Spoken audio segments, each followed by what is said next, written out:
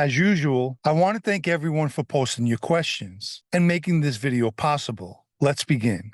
If there was one thing you could say to Louis Dedone, what would it be and why?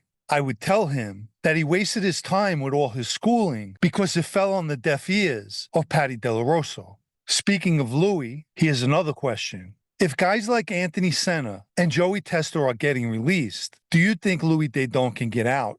Unfortunately for Louis, I think the only way that could happen is by compassionate release. And as far as I know, he's still in good health. Do you see Ray Argentina ever getting an administration position? In the past, Ray was known as a madman, and I don't know if prison calmed him down. But as far as a position, anything's possible.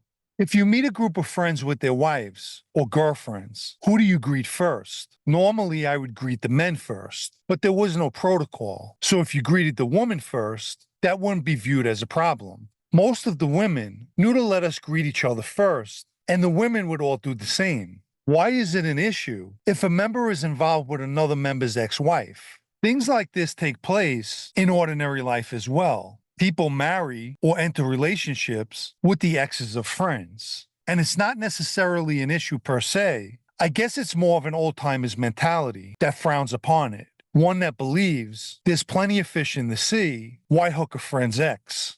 Who did Joe DeSana replace as captain? You're speaking of Joe Cafe, and often when someone's given a captain's position, it can be to replace a former captain, but also can be putting a new crew together. I had heard something about Cafe merging his crew with an existing one, but I'm not going to comment on that until I have proper confirmation.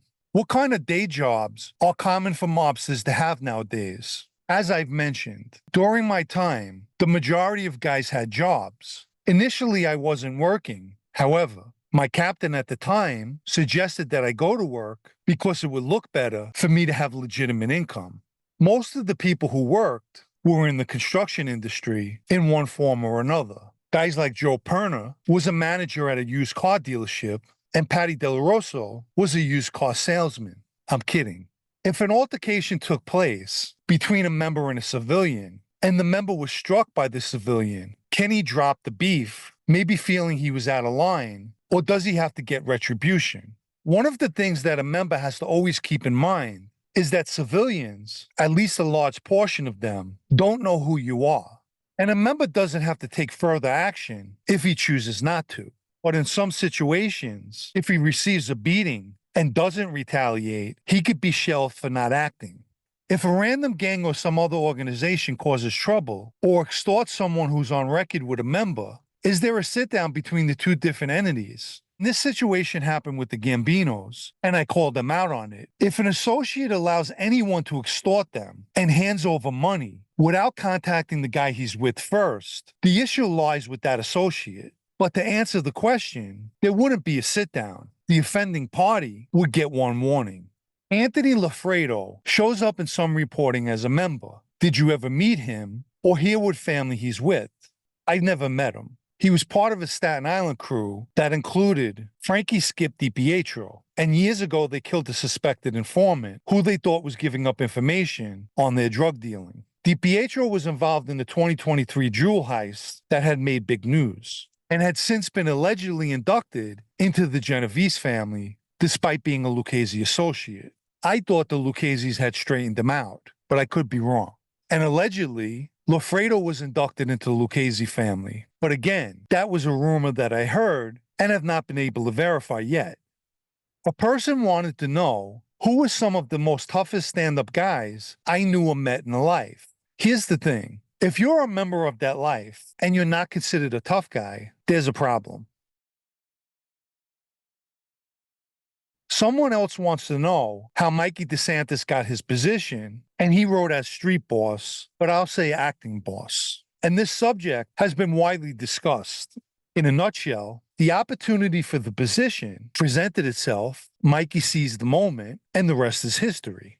In present day, how would a wise guy and his crew go about shaking down an independent criminal, such as a bookmaker, loan shark, or drug dealer? Would the wise guy expect street attacks on a regular basis, or would the crew find out where they live and rob them? Whoever it is would be told from that point on he'd be handing over a certain amount of money on a weekly basis, or even a one lump sum if they didn't want to deal with the guy. And robbing people's houses is a low-life move.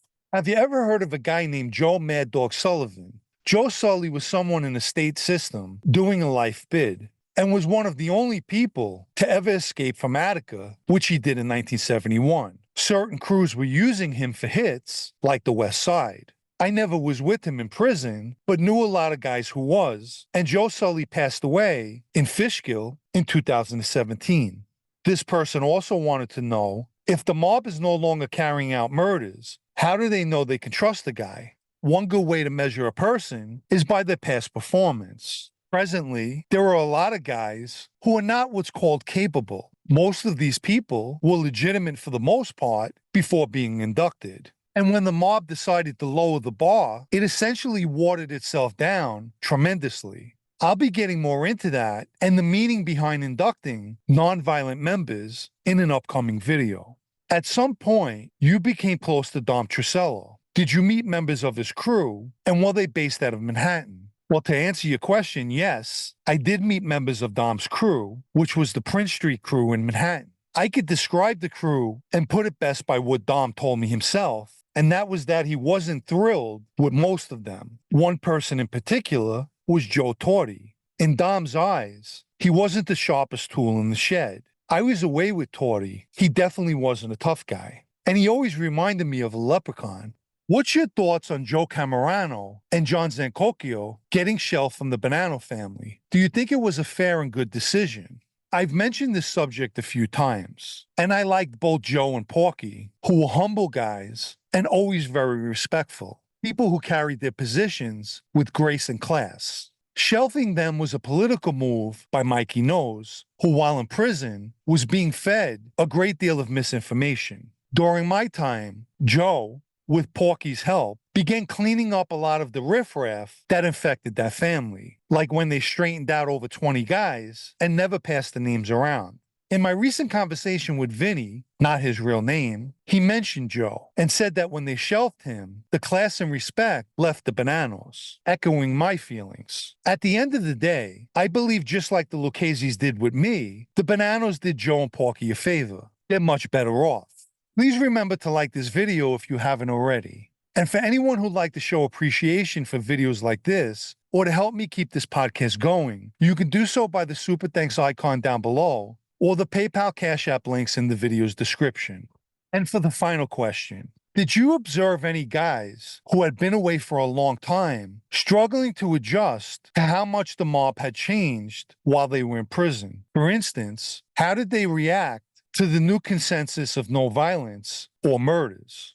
I think any one of us who've done serious time all had to discover in our own way how much things had changed. As for myself, several people had warned me and given me advice to stay away, advice I unfortunately didn't take. I personally witnessed how many guys didn't want to get their hands dirty. When I first met Big John, he asked me if I knew anyone or had a crew of guys who we could use for assaults. And I remember thinking, isn't that what we're here for? This was a captain of a crew known for its violence, who had no one to carry out assaults, which said a lot to me and was a testament to what the mob had become. I remember one afternoon, I had an issue with a neighbor in Seaford, Long Island.